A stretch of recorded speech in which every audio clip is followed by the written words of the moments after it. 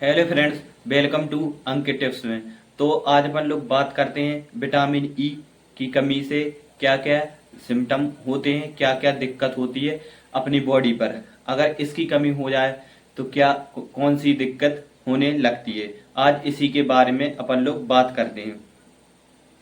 वैसे तो फ्रेंड्स, अपने शरीर में सभी विटामिन का होना बहुत जरूरी है। वो भी जितनी मात्रा में होना चाहिए शरीर में, उतनी मात्रा में विटामिन्स मिनरल्स होने चाहिए।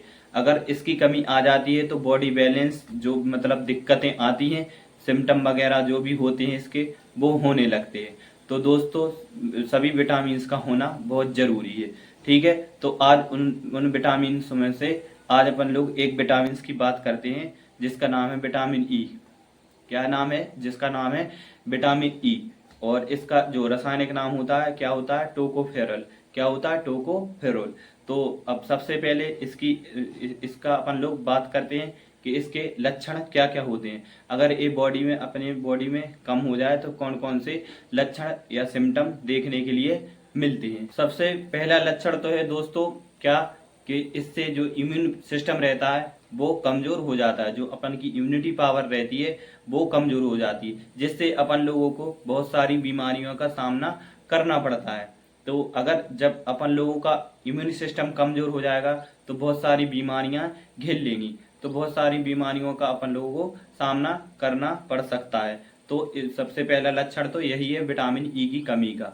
अब अपन लोग दूसरा लक्षण देखते हैं। दूसरा क्या होता है? दूसरा लक्षण ये होता है जो मांसपेशियां रहती हैं वो भी कमजोर होने लगती हैं। मांसपेशियों में भी दिक्कत होने लगती है, जिससे अपन को चलने फिरने में, उठने बैठने में और अपन को वर्कआउट करने में दिक्कत होती है।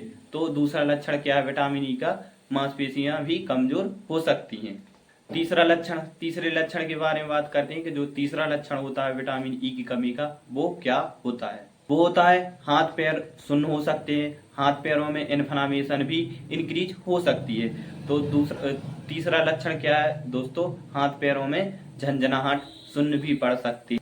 और जो चौथा लक्षण क्या होता है? आंखों से संबंधित डिसीज हो सकती है, आंखों में भी दिक्कत हो सकती है।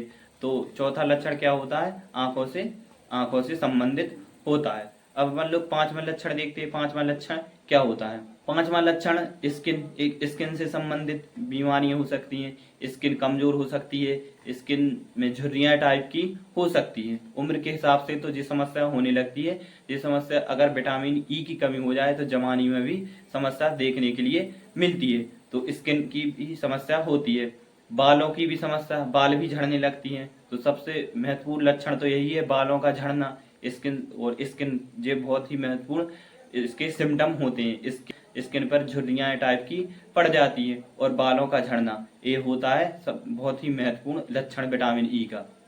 अब देखते हैं दोस्तों, विटामिन ई के अपन लोगों ने लक्षण देख लिए। अब देखते हैं विटामिन ई की कमी को कैसे पूरा करें, कैसे अपने डाइट में क्या इंक्लूड करें ताकि अपन का विटामिन ई लेवल बढ़ सके।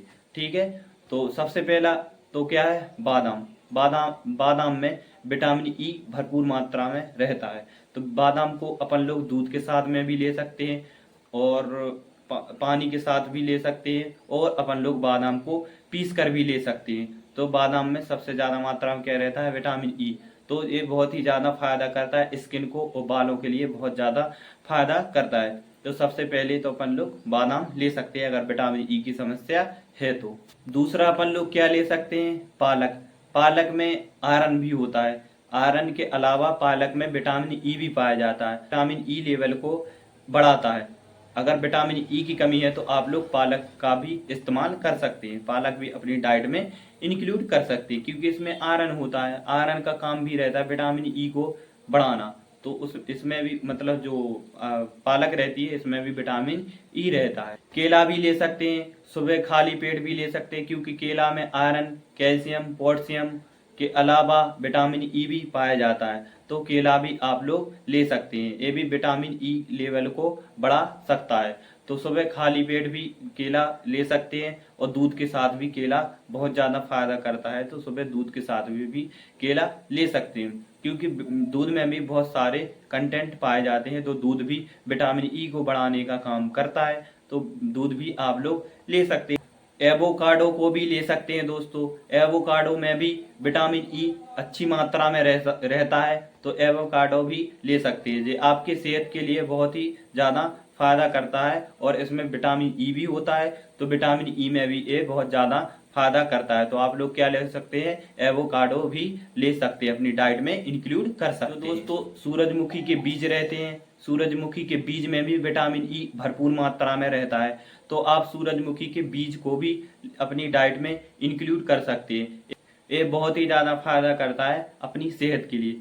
दोस्तों अगर ये सब खाने से अपन को कुछ भी असर नहीं पड़ता है, विटामिन ई की जांच कराने से विटामिन ई वहीं का वहीं रहता है, तो अपने डॉक्टर को दिखाना बहुत जरूरी है। फिर डॉक्टर की सलाह पर जो विटामिन ई के कैप्सूल आते हैं वो खाए जाते हैं, तो उनसे विटामिन ई इंक्रीज हो जाता है। तो अपने डॉक्टर को दिखाना भी बहुत जरूरी है, अगर इनसे आप लोगों को कुछ भी नहीं असर होता है तो दोस्तों आज अपन लोगों ने विटामिन ई के बारे में बात कर ली कि विटामिन ई की कमी से कौन कौन सी समस्या होती है अपनी बॉडी पर, और इसे अपन लोग क्या अपनी डाइट में इंक्लूड करके ठीक कर सकते हैं, बढ़ा सकते हैं। तो पसंद आई हो तो वीडियो को लाइक और सब्सक्राइब करना ना भूलें। मिलते हैं अगली वीडियो के साथ में। जय हिंद, जय भारत।